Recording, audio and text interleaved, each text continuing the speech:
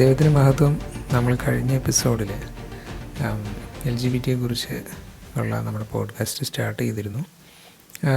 മനുഷ്യനെ എങ്ങനെയാണ് ദൈവം സൃഷ്ടിച്ചത്, ഏത് നിലയിലാണ് മനുഷ്യനെ സൃഷ്ടിച്ചാക്കി വെച്ചത്, ഇതൊക്കെയായിരുന്നു നമ്മൾ കഴിഞ്ഞ എപ്പിസോഡിൽ പറഞ്ഞത്. അപ്പോൾ നമ്മൾ പറഞ്ഞു, മനുഷ്യനെ കുടുംബം എന്നുള്ള ഒരു ഇൻസ്റ്റിറ്റ്യൂഷനിൽ അല്ലെങ്കിൽ കുടുംബം എന്നുള്ളൊരു വ്യവസ്ഥിതിയോട് കൂടിയാണ് ദൈവം മനുഷ്യനെ സൃഷ്ടിച്ചതെന്ന് നമ്മൾ പറഞ്ഞു. അപ്പോൾ ഇന്ന് നമ്മൾ സംസാരിക്കുന്നത് അതിനെക്കുറിച്ച് തന്നെയാണ്. കുടുംബം, ബൈബിൾ വിഭാവനം ചെയ്യുന്ന ഒരു കുടുംബം എന്ന് പറഞ്ഞാൽ എന്താണ്? ഒരിക്കൽ ഞാനൊരു പ്രഭാഷണം കേട്ടുകൊണ്ടിരിക്കുകയായിരുന്നു. ഞാൻ പ്രഭാഷണം ചെയ്ത അദ്ദേഹം ഇങ്ങനെ പറഞ്ഞു: in the beginning God created Adam and Eve, not Adam and Steve. എന്ന് പറഞ്ഞാൽ ആദ്യം ദൈവം ആഡമിനെയും ഈവിനെയാണ് സൃഷ്ടിച്ചത്, ആദമിനെയും ഹവ്വയെയും, അല്ലാതെ ആഡമിനെയും സ്റ്റീവിനെയും അല്ല സൃഷ്ടിച്ചതെന്ന്.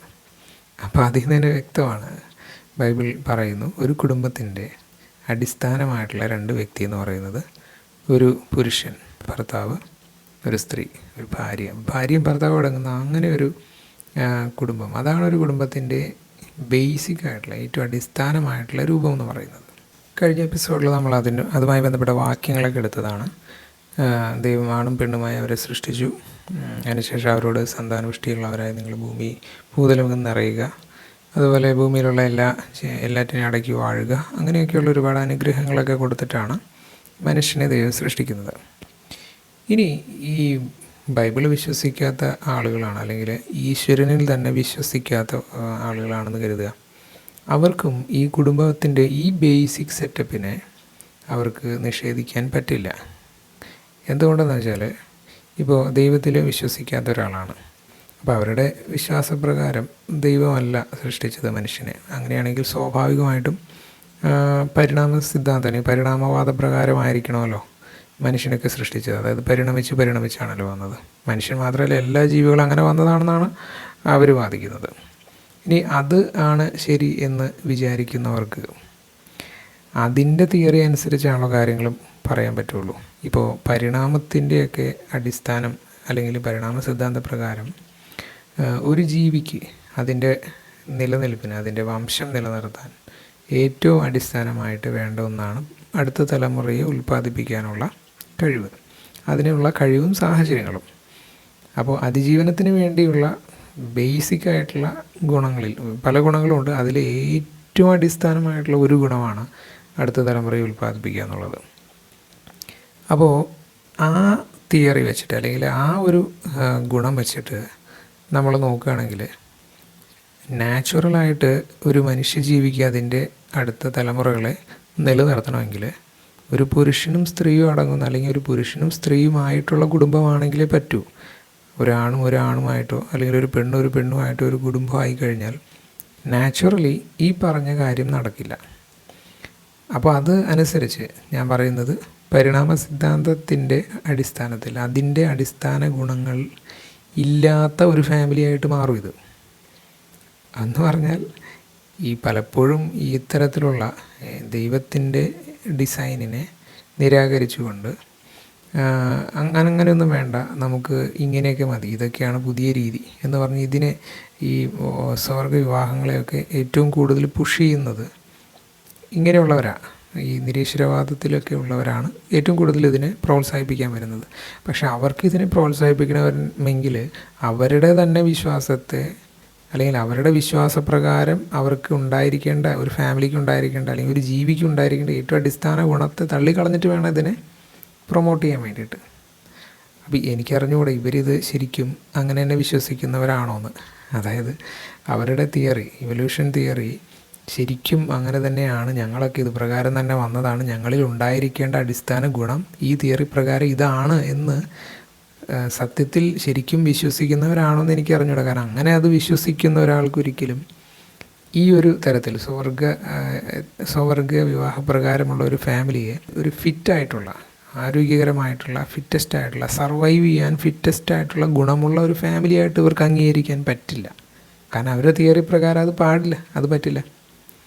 അപ്പോൾ അങ്ങനെ വരുമ്പോൾ ഈശ്വരൻ ഇല്ല എന്ന് പറഞ്ഞ് നടക്കുന്നവർക്കും ഒരു കുടുംബത്തിൻ്റെ, അവരുടെ തിയറി പ്രകാരം പോലും ഒരു കുടുംബത്തിൻ്റെ അടിസ്ഥാന ഘടകം എന്ന് പറയുന്നത്, അല്ലെങ്കിൽ ഒരു കുടുംബം ഉണ്ടാക്കേണ്ട അടിസ്ഥാനമായ രണ്ട് വ്യക്തികൾ സ്ത്രീയും പുരുഷനും തന്നെയാണ്.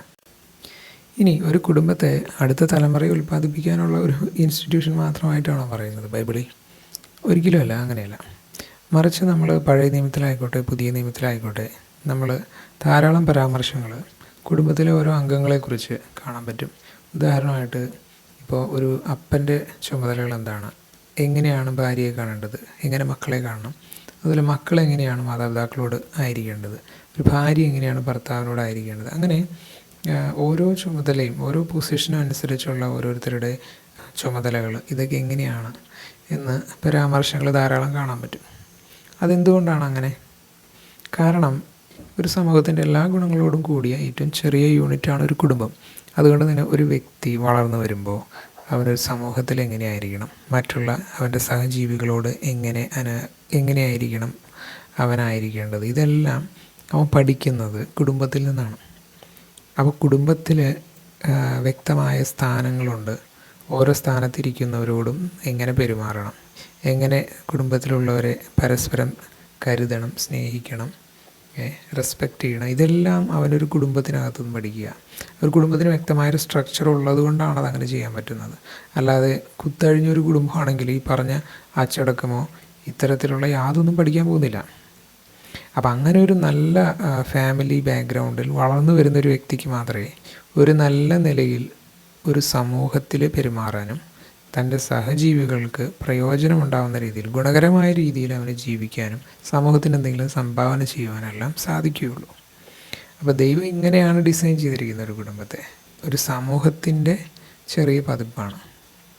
അവിടെയാണ് ഒരു വ്യക്തി ശരിക്കും ഡെവലപ്പാകേണ്ടത്. അപ്പോൾ അതുകൊണ്ട് ഒരു കുടുംബത്തിൻ്റെ പ്രാധാന്യം കേവലം ഒരു തലമുറയെ വെറുതെ ഉണ്ടാക്കുക എന്ന് മാത്രമല്ല, അവരെ വാർത്തെടുക്കുക, മൂല്യങ്ങളുള്ള ഒരു സൊസൈറ്റിയെ വാർത്തെടുക്കുക എന്നുള്ളത് ഒരു കുടുംബത്തിന് മാത്രം കഴിയുന്ന ഒരു കാര്യമാണ്. അപ്പോൾ മനുഷ്യൻ അല്ലെങ്കിൽ മനുഷ്യവർഗം അവൻ വ്യക്തിപരമായിട്ടാണെങ്കിലും അവൻ സാമൂഹികമായിട്ടാണെങ്കിലും നല്ല നിലയിലേക്ക് വരണം, അല്ലെങ്കിൽ അവൻ്റെ ബെസ്റ്റ് വേർഷൻ, മനുഷ്യ സമൂഹത്തിൻ്റെയും ബെസ്റ്റ് വേർഷനിലേക്ക് വരണം എന്നുള്ള ഉദ്ദേശത്തോടു കൂടിയാണ് ഈ ബൈബിളിൽ ഒരു കുടുംബം ഡിസൈൻ ചെയ്തിരിക്കുന്നത്, അല്ലെങ്കിൽ കുടുംബത്തിന് ഘടന ഡിസൈൻ ചെയ്തിരിക്കുന്നത് അങ്ങനെയാണ്. അപ്പോൾ ആ ഒരു ഉദ്ദേശത്തോടു കൂടെയുള്ള ഒരു ഡിസൈനിനെ അല്ലെങ്കിൽ ആ ഒരു ഘടനയൊക്കെ മാറ്റിമറിച്ചുകൊണ്ട് അതിനേക്കാൾ നല്ല ഒരു റിസൾട്ട് കിട്ടും എന്ന് ചിന്തിക്കുന്നത് മണ്ടത്തരം എന്നല്ലാതെ വേറെ എന്താ പറയുക.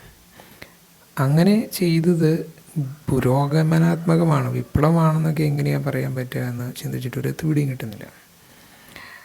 അപ്പോൾ എല്ലാം പറയുന്നത് സ്നേഹമാണ്, ഇതിൻ്റെയൊക്കെ അടിസ്ഥാന സ്നേഹമാണെന്നാണ് പറയുന്നത്.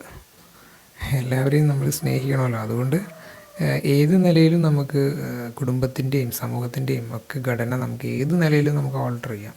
എന്തിൻ്റെ പേരിൽ? സ്നേഹത്തിൻ്റെ പേരിൽ. അപ്പം ഇനി അടുത്ത എപ്പിസോഡിൽ നമ്മൾ അത് തന്നെയാണ് സംസാരിക്കാൻ പോകുന്നത്. സ്നേഹം. നമുക്ക് തീർച്ചയായിട്ടും സ്നേഹിക്കണം, നമ്മളെല്ലാവരെയും സ്നേഹിക്കണം. പക്ഷേ നമുക്ക് എല്ലാവരെയും ഒരുപോലെ സ്നേഹിക്കാൻ പറ്റുമോ? എല്ലാവരോടും എല്ലാത്തരം സ്നേഹവും നമുക്ക് പുലർത്താൻ പറ്റുമോ? ഇതൊക്കെയാണ് നമ്മൾ അടുത്ത എപ്പിസോഡിൽ സംസാരിക്കാൻ പോകുന്നത്. അപ്പോൾ നമുക്ക് അടുത്ത എപ്പിസോഡിൽ കാണാം. Till then, God bless you.